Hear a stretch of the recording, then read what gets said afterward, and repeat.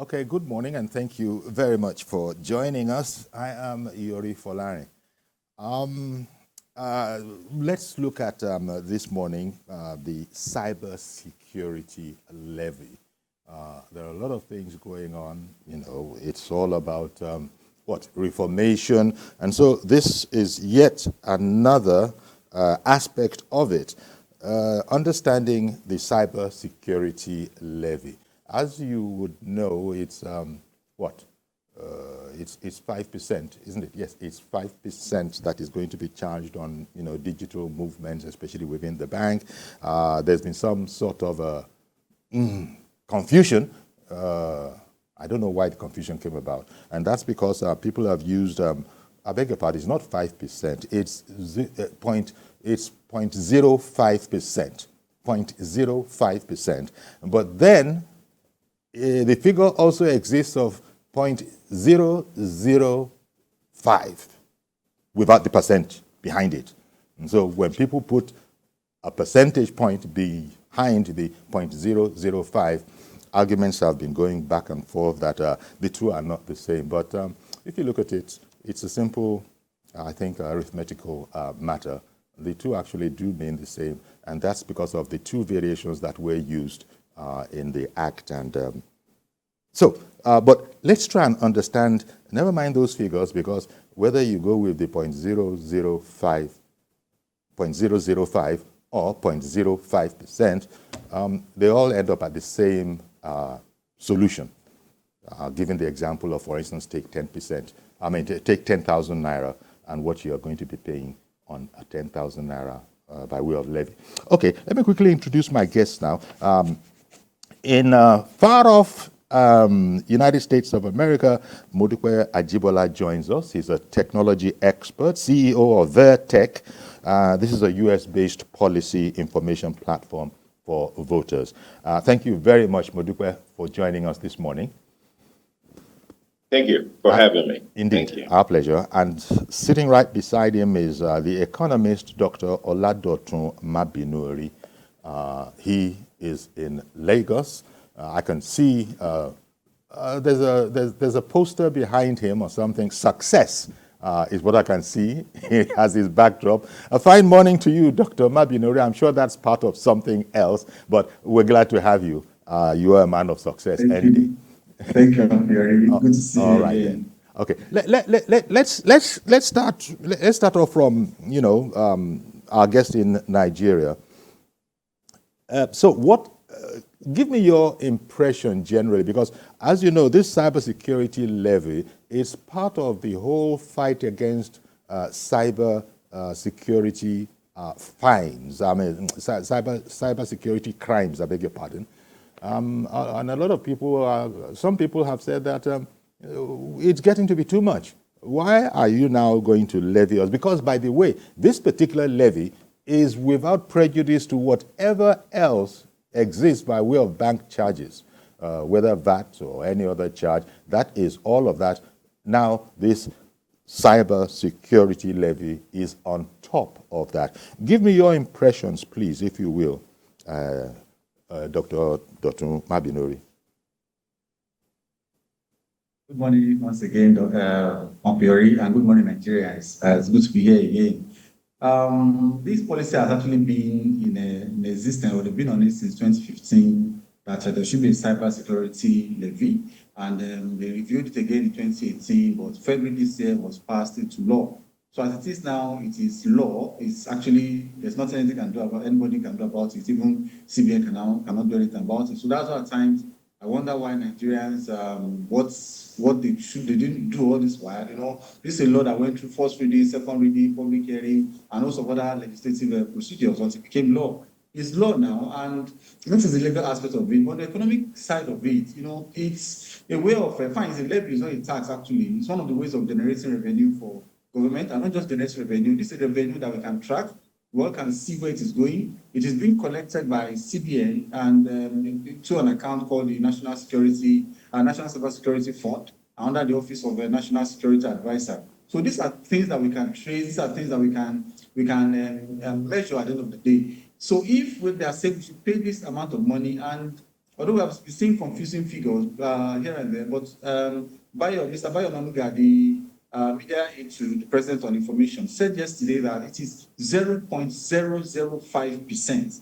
And that is zero with 5 decimal places. So that means it is only on 100,000 naira that the 5 at the there becomes a figure. So that it becomes a significant figure. So that means only when you pay 100,000 naira transfer that you pay 5 naira. So paying 5 naira to secure my phone in terms of cybersecurity and also to put our soldiers in group perspective, I don't think that, for me as an economist, I don't think that is too much, because it's like we want to eat an omelette and we don't want to break it. We don't want to break an egg. So we have to break the egg here and see what the fund eventually will transform into. If you go anywhere in the world, people pay levy, people pay taxes to ensure that they are safe. If you check inflation, the economic angle of it now, you check the food inflation. It is the major driver of inflation in Nigeria. We have our last inflation being reported at 33.2%, while food inflation is 40.01%, which is the highest since the last 18 years, or so to speak. So that means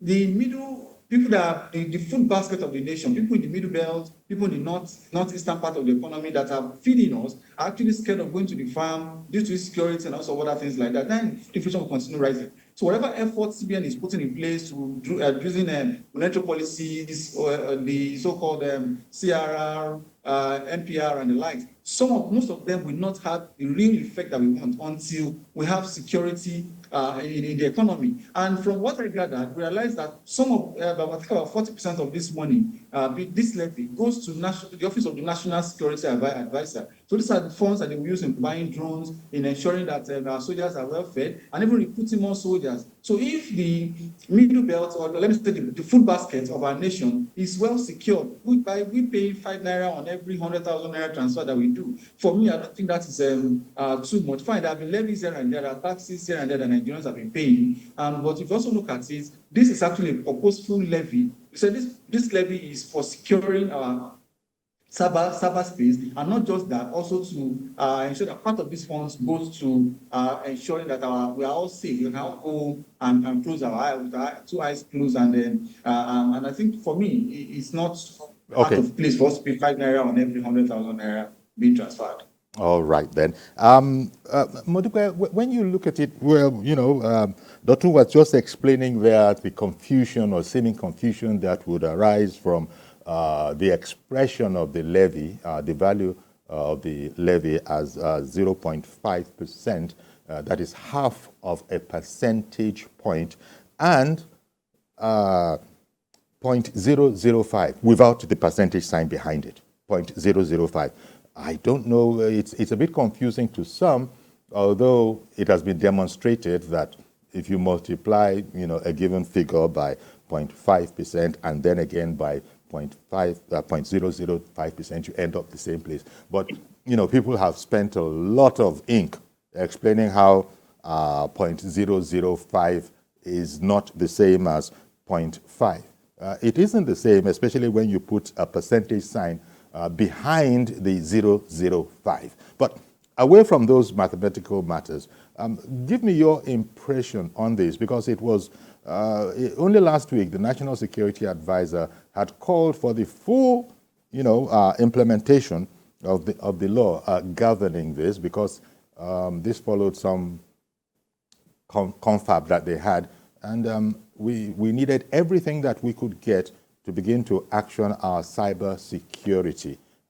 It's more important than ever before. So give me your impressions generally, and if you will, the conversation that has gone on with Nigerians as to the difference between 0.5%, that is half of a percentage point, and then 0.005 without any arithmetical sign behind it. Yes, so thanks for having me. It's always been surprising to me how what we focus on when these things happen.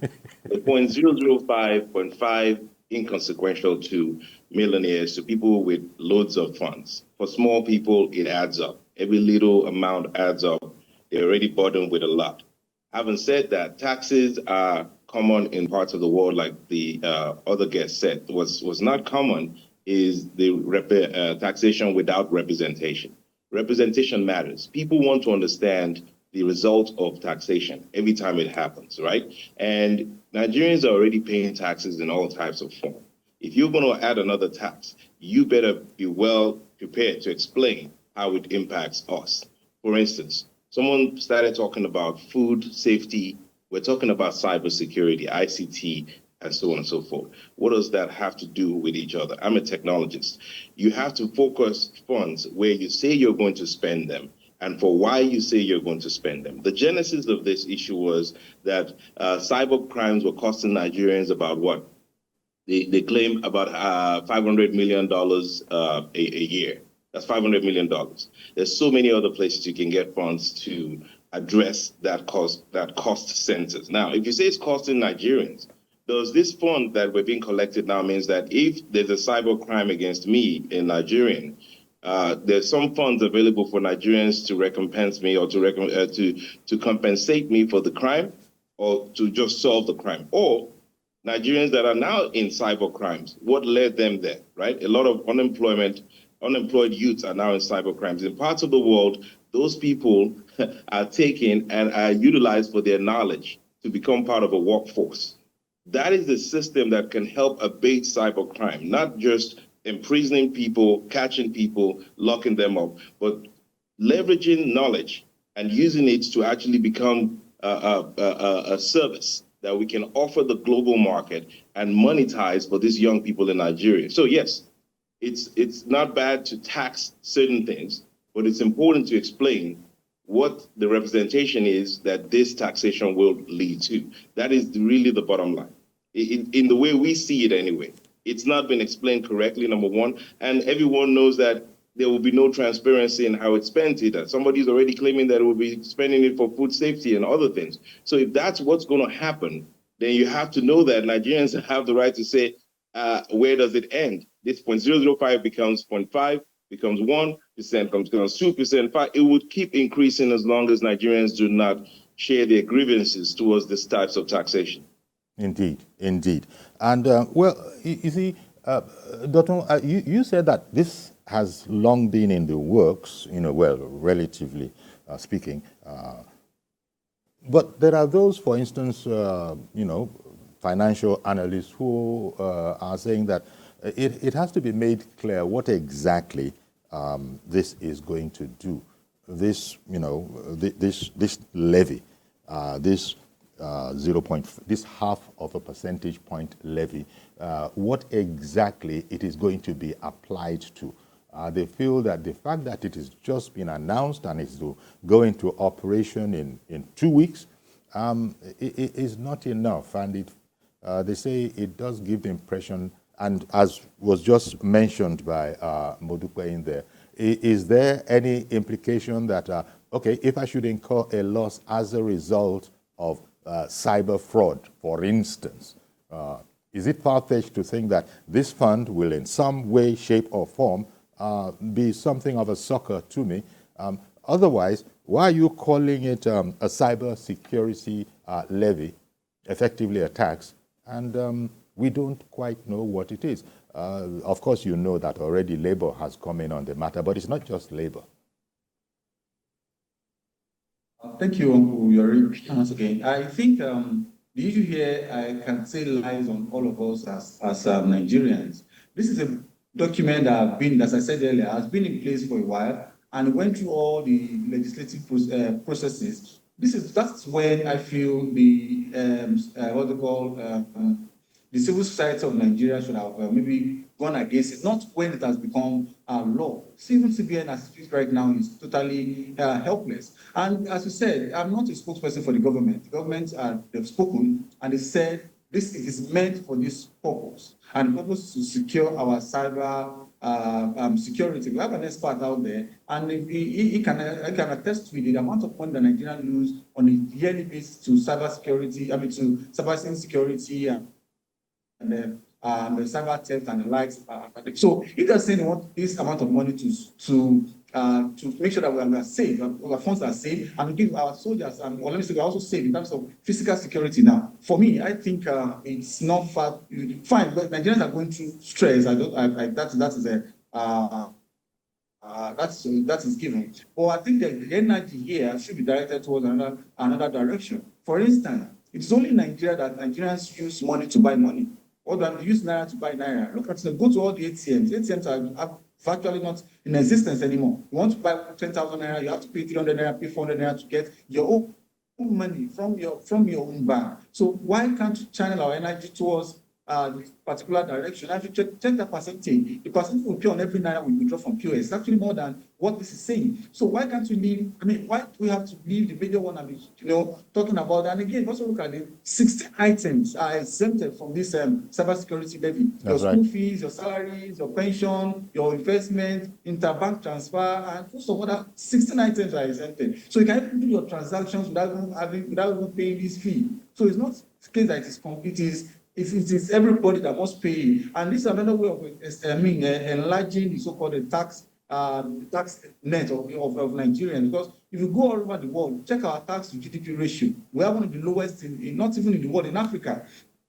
The average tax to GDP ratio in Africa is about 15.9%. But what do we have in Nigeria? We're even struggling to hit 10%. So if we continue this way, if we don't have revenue, you continue borrowing, you continue mortgaging our future, instead of us generating revenue internally and use this money. So I think where we should direct our energies, we monitoring this fund. Okay, you've collected 5 naira out of every 100,000 naira transfer I've done. Where is the money I don't know? Are you accountable? And if you're not accountable for the money you have collected from me, 2027 is almost a gospel in our life, they will vote you out. It's that simple. So let us give them the benefit of the doubt. Okay, we want to eat homeless. We want security, both on the internet and then in physical. Okay, we have contributed. Then are we secure? Then are we safe? As in food inflation gone down. Is my money in the bank safe? If I'm doing transfer, everybody is watching what I'm doing, and then my money being exposed on daily. Fine, even in the advanced world, in Canada and the like, I can speak to, we have a lot of cyber crimes also going on. So, but we are nowhere close to that. So the way our naira is being driven by ordinary app, by Binance and the like. You can see how the naira became very volatile. You can't continue this way. And the government is saying,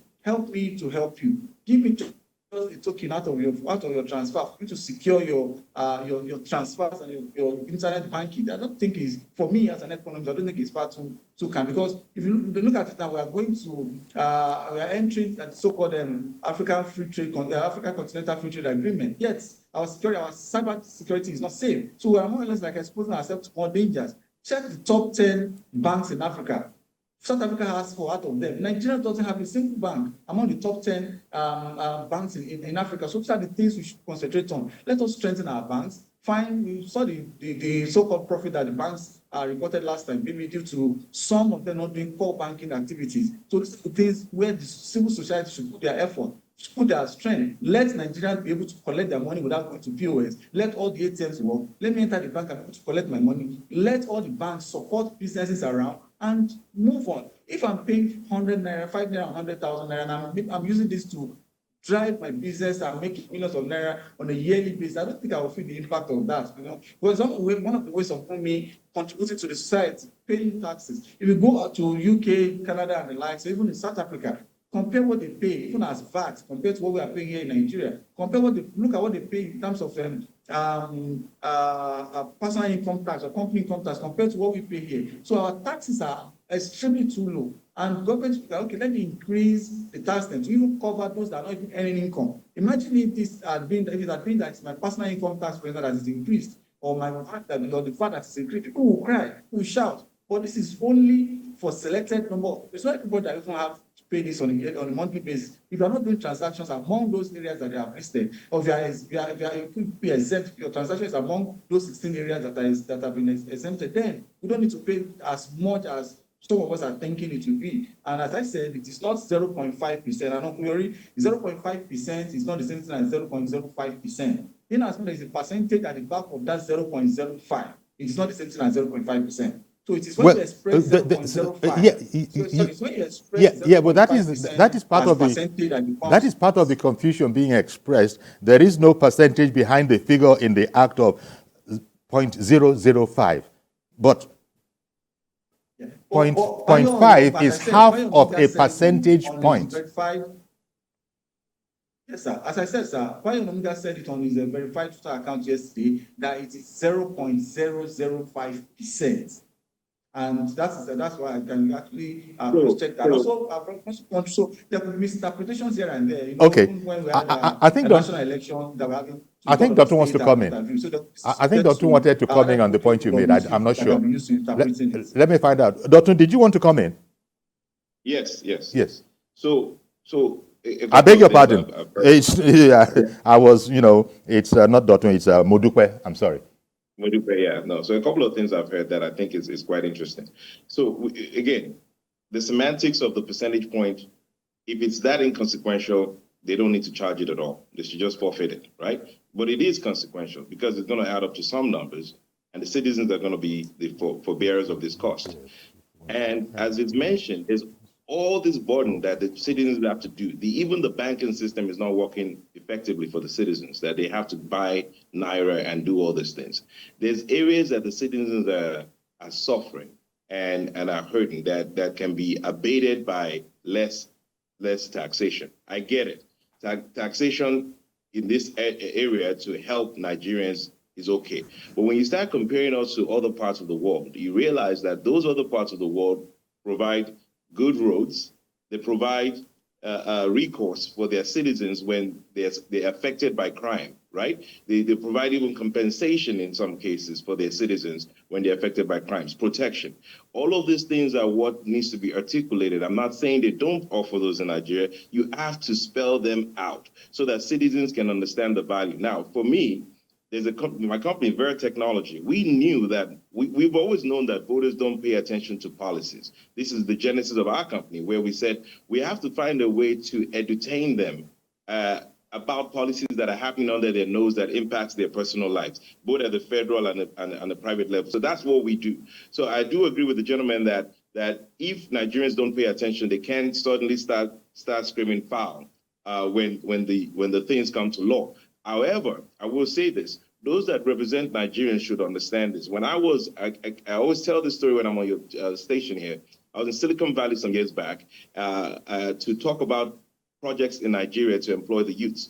And the question was brought up again about cybersecurity and said, hey, we're concerned about the youths in Nigeria, that if we employ them, if we hire them, that they could steal information from our clients and compromise our clients.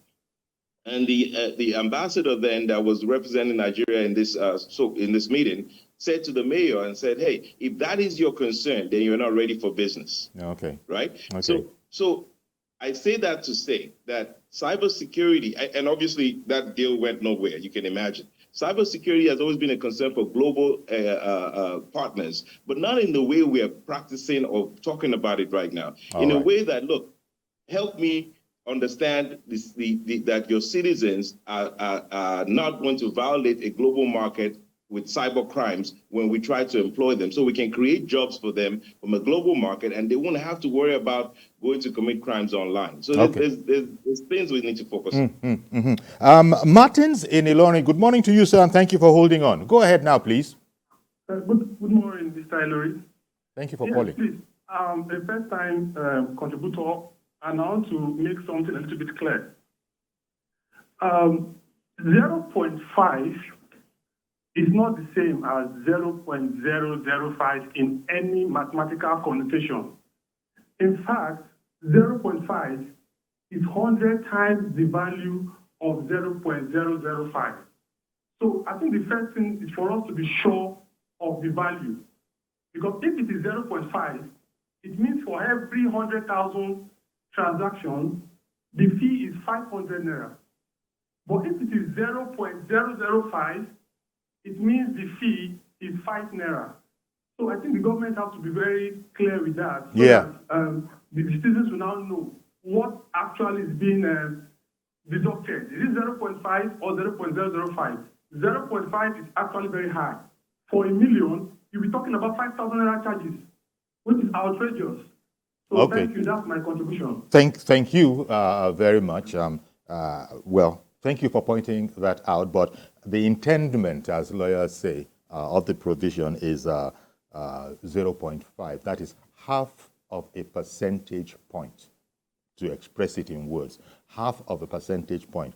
But confusingly, you also see in the original act 0.005, which is just as you have explained. Okay, but thank you for pointing that out. Martin's calling in from Ilorin. It does make a difference. But it has also been said that when they talk about 0.005, the percentage sign is not behind that figure. And it has been explained how if you take 0.005 and multiply it by 10,000 naira, for instance, you will get the same solution, the same answer as when you take half of a percentage point, that is 0.5% of 10,000 naira, for example, you will still arrive at that same figure. That's to one side. But to take the conversation forward, I don't know if I should take a quick break now so that there will be less interruptions, or whether we should just continue. Okay, I think it's better so that I don't have to interrupt somebody's response. Let's take a quick break now. We'll be right back. We're looking at trying to understand the cybersecurity levy. Stay with us, please. We'll be right back.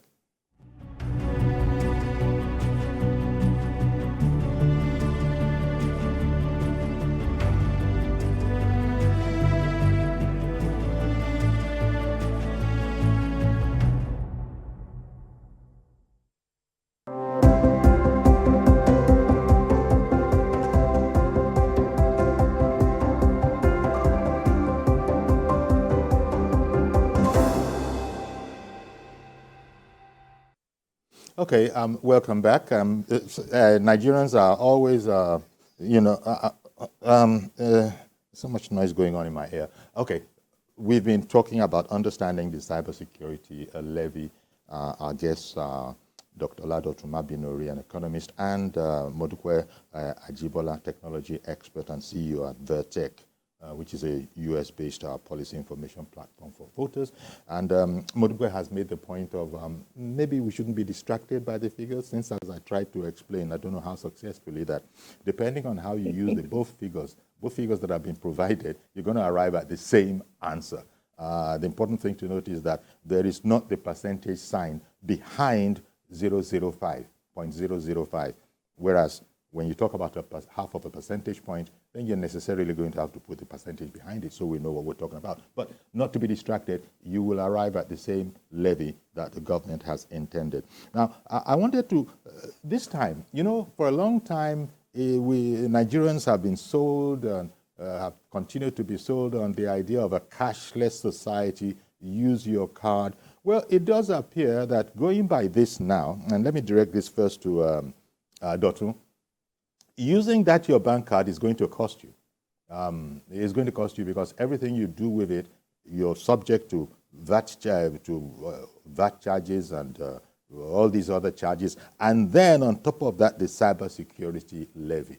So we need to look at, are we not going back to the same place? Because when some Nigerians sit down and crunch the figures, they might decide that, look, I don't know what to do. Maybe I should just go and get money, put it in my pocket, and when I go to the next eatery, instead of automatically flashing my card, thereby exposing my account to all these charges, just go ahead and pay out of pocket. And, it's just like filling your tank with petrol. It goes down a bit, top it up a bit. But to be flashing your card every time is going to cost you more than if you were spending cash. What do you think of that line of thinking, Dr.?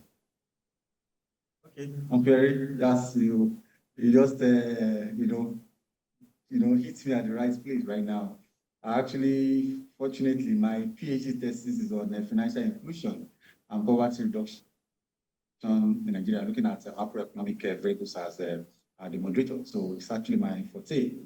Now, there is a policy called a declaration called the Maya Declaration in 2010, where Nigerians, just like with other countries, agreed to hit 80% of financial inclusion. That is, they want 80% of adults who are bankable to be banked. And unfortunately, so after that, we also have what they call the 2012 goal, which is a National Financial Inclusion Strategy, NFIS, of 2012, that by 2020, we want to achieve that 80% goal. But unfortunately, we didn't hit that target. But I think we have about 64% by that 2020 target, and we are still aiming to do that. So there are so many policies in place that are actually preventing that from happening. And one of them is, I think what I mean by that is preventing people from coming to the banking is the net that is being included. And sometimes all these multiple charges here and there. And that's why I would have preferred the civil society of Nigeria to divert their energy. For instance, my account, and asking me to be paying maintenance fee, to be paying this. Look at the humongous charges that, profit that the banks are declaring. They have left their core banking activities, going into maybe even the business that their customers should be doing, going to forex trading and also other non-banking activities. So this is where I feel CBN should come in, the civil society should come in and shout and say, okay, no, this is too much for us. So if you are collecting my phone, for instance, I send me SMS for the transaction I've done, and also deducting money from me again. Those ones are eliminated because those ones are not accountable. Those ones are not accounted for. These are funds that maybe they are just mere profit of the bank. Compared to this that we know where it is going, it is to secure my phone. I know that what is the benefit of what are you maintaining in my account by saying I'm paying maintenance fee on a monthly basis? Because all these actors which pay 5 naira on every 100,000 naira. So until when corrected, I might stand by that 7.05% until we have a clear head on that. But if it's 0.5%, I think that might be too outrageous, where maybe CBN, they can really visit the law. Or if it's 0.5%, as I said, that is actually not too punitive. So these are areas that we need to put our effort. For instance, now, CBN is saying banks, they want to increase the capital base of banks. So that means so many banks will surely naturally maybe die or merge or what have you. Yeah. It is better to have significant few than to have insignificant many. Look at before 2006 capital base of Soludo. We have over 89 banks and they all came back to 25 banks and they're able to finance good businesses in Nigeria. Just the largest, the number one, the top-rated bank in Africa, which is called the Standard Bank Group of South Africa. The capital base of that bank alone is almost the accumulation, the addition of all the banks, all banks in Nigeria. So let us have stronger banks that can finance the investment worth billions of dollars. A bank which has a capital base of over $13 billion. These are the things we should be looking at. These are the areas we should concentrate our effort on and look at how to have quality. Because one thing is to put people into the banking sector, to let them be financially included. Another thing is the quality of the service that you're enjoying. So the quality is what we should concentrate on. So if I'm paying X amount of money for the quality of the banking services that I'm enjoying, I don't think that is too much because I can't eat an omelette without breaking the egg. Okay, If me paying clearly is what make me enjoy the banking services, the quality that is needed in terms of financial inclusion, and I don't think that is actually too much for me. Thank you, so Dr. I want to say let me this. Just before I bring you on, Modukwe, let me just quickly take a caller who's called in quite a while back, Mr. George in Ikeja. I'll come straight over to you, Modukwe. Good morning, Mr. George. Thank you for holding on. And good morning to the guest. Yes. Uncle Yori, one of the guests said that the law about this cybersecurity has been in place since 2017 or 2018. That was the time that nobody knew what was happening in Central Bank when MFLA was there. And in the National Assembly, how many of the laws they passed actually go through the public in the way it should? I can't remember seeing any publication in the newspapers that people should come and make contributions to the laws that they are making. But I want to look at it from the point of view of an ordinary man in the street. Mm-hmm. If I have money in the bank, is the bank charging me for securing it against cyber theft? Is that the reason for this this law? Because the bank is already charging me maintenance costs, volume costs, transfer and transaction costs. So is it not the responsibility of the bank to secure the fund I give them? Do I have to pay for that fund? I mean, for the security of my fund again in the bank? Yeah. If I have to pay for it, what is the duty of the bank then? Why are they holding my money? Okay, indeed. These are some of the questions that are being asked. Thank you for calling in, Mr. George, because as you just pointed out, this, 0.5%, half of a percentage point levy is on top of all other existing banking charges. Now, to come to you, Modukwe, I don't know if you would like to address the point I made about it might be expensive to be wielding a card all over the place, even though they've been trying to persuade us in Nigeria to be cashless. Yes, I want to address that. Your last guest nailed the question. That what he's asking is literally what we've been trying to address.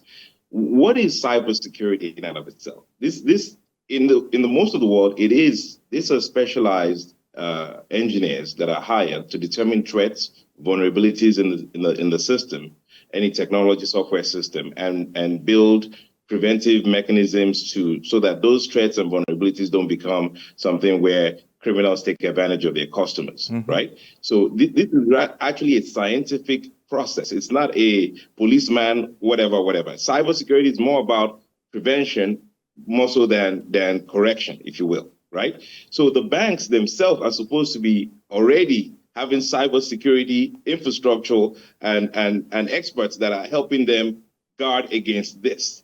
And if they do not have that, that's a bigger problem to be discussed. Or if they went to the government and say, we need more money to now hire more people to build more protection, that's another story.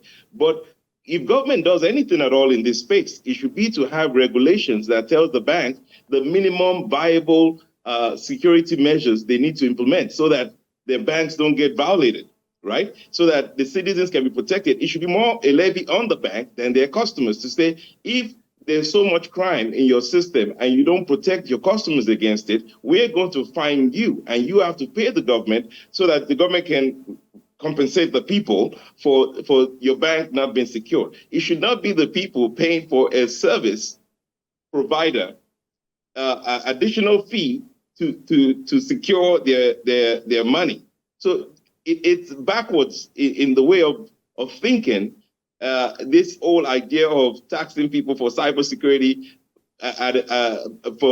on services they're already supposed to be receiving and on things that banks are supposed to already be doing. So, and unless the government is saying we want to create another unit that now goes and works with the bank and international body, right? To solve this problem. But I can guarantee you, even that in itself creates its own vulnerability because those independent parties now have access and knowledge about all the banking security measures, and they can also be violators of those systems. So you have to let the entities be responsible for their own safeguarding and their own logic and algorithms they want to put in place for the preventive measures for these vulnerabilities. Exactly. I mean, it has also been alternatively expressed as if you didn't charge this 0.5%, 0.5%, if you didn't charge it, will you not fight cyber crime?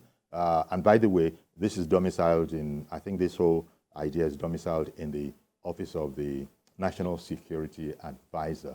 So it's deducted from source, it's put into an account. That account is in the Office of the National Security Advisor. Thank you very much, Mr. Sonny in the UK. Good morning to you. Good morning, and thanks so much to your guest. Yes. Now, I'm going to start by saying I had my voice to Sarah. Okay. Has asked the president to probably withdraw these charges. And I'm also going to challenge the Central Bank of Nigeria to publish the types of cybersecurity incidences that either are they internal from the banking sectors or they are external. And what I mean is this. When people talk about cybersecurity incidents, it's very easy to only look at it from outside of the organization. For those who practice in this sector, they know clearly well that the biggest risk comes from internal. And like Mr. George Riley said, it's Nigerian government telling Nigerians to come and pay for inefficiencies of our banks. Recently, I have a similar, a very terrible experience with First Bank, and I wrote to them that until they tell me who changed my profile on their system to an email address that I've never used, I went on their app, I wanted a bank statement, and it's telling me it's sending my bank statement to an email I've never seen in my life. Hmm. I'm telling you, and I'm putting them on the spot here. First Bank, if they are listening, this is account I've maintained with them for, I think, since 2008.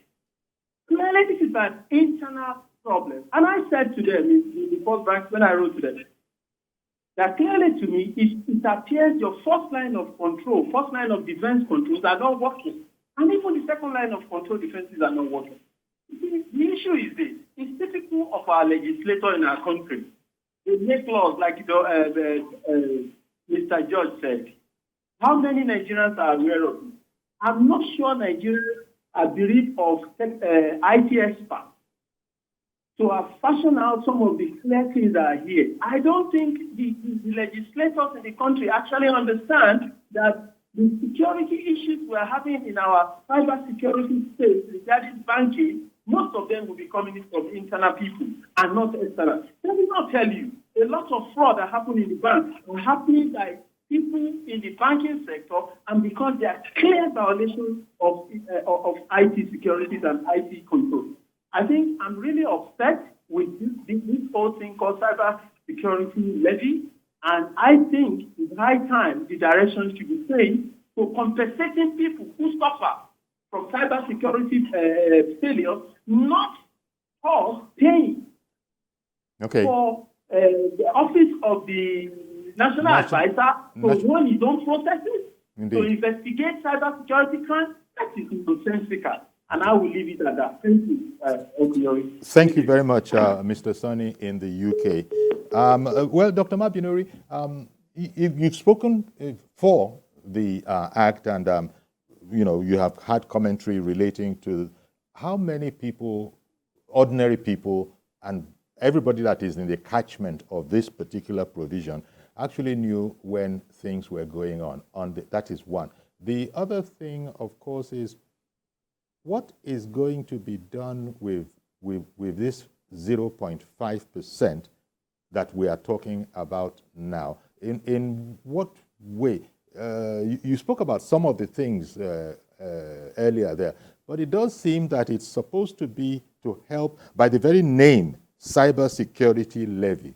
Cybersecurity Levy. So the security of the cyberspace. What are the banks doing? Before then, what were they supposed to do? And it is certainly not, as Mr. Sonny was sort of alluding to, it is not to compensate in any form someone who becomes a victim of cyber of crime in the cyber world. So there are these areas. It appears that it's to pay for technology that Modupe was explaining. It doesn't come cheap. The specialist engineers, all of these people. So why is that the problem, is the question that is being asked now, of the hapless, ordinary Nigerian, that he finds his disposable income being whittled down, as the NLC has said immediately in the very first instance?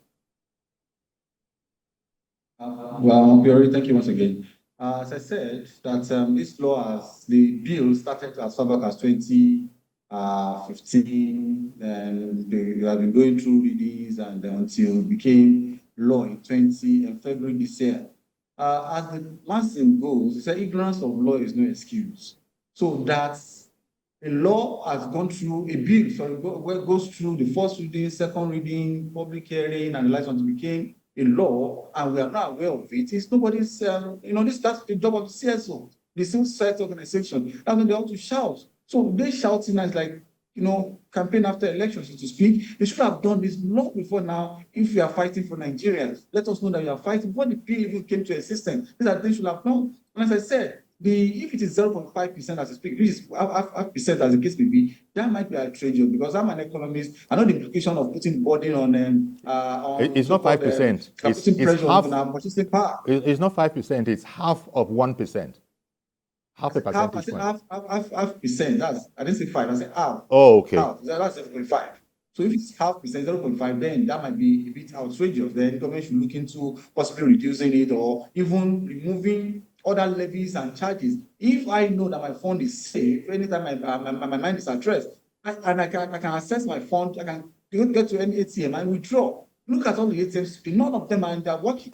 If you want to transfer from the ATM, you still have to go back to, you still have to go to POS. Fine, businesses jobs are created for those POS, but you don't rip me off of my money. If I put 10,000 in my account, I want to collect, I'll be spending money again to collect money that is mine. That is where we should concentrate our effort. We should look at the quality of banking service that we're enjoying in Nigeria. We should look at what should banks be doing? Are they doing their core banking services? So if cybersecurity is one of the problems I'm having, and government is saying, okay, I want to assist you, I want to join you in securing this space, then I need this fund from your customer to get that done. Okay. As I said, I'm an economist, I don't think that is out of place, because if we look at the long run effect, look at the overall effect of this at the end of the day, it makes our economy, our banking space to be more reliable. Even investors can come in and look at it, that, okay, you guys want to recapitalize, you want bigger banks, then I can come in and I've got to come in. Forgive me, I've got to come in here because Peter in Benin City has been waiting to join the program. Good morning, Peter. Good morning, Uncle Yori. Thank you for calling in. Good morning, sir. Good morning to your guests. How are you today? Please go ahead. Thank you for the topic of this morning. Very, very important. When I saw the CBN news 2 days ago, I was a little bit worried. In the sense that, one, we actually voted for President Tinubu to come and give us a kind of ease from the many burdens that we had in our administration. But since he came down, levy upon levy upon levy, besides the removal of subsidy, and wages is not increasing. May 1st, we are expecting a minimum wage, and nothing came.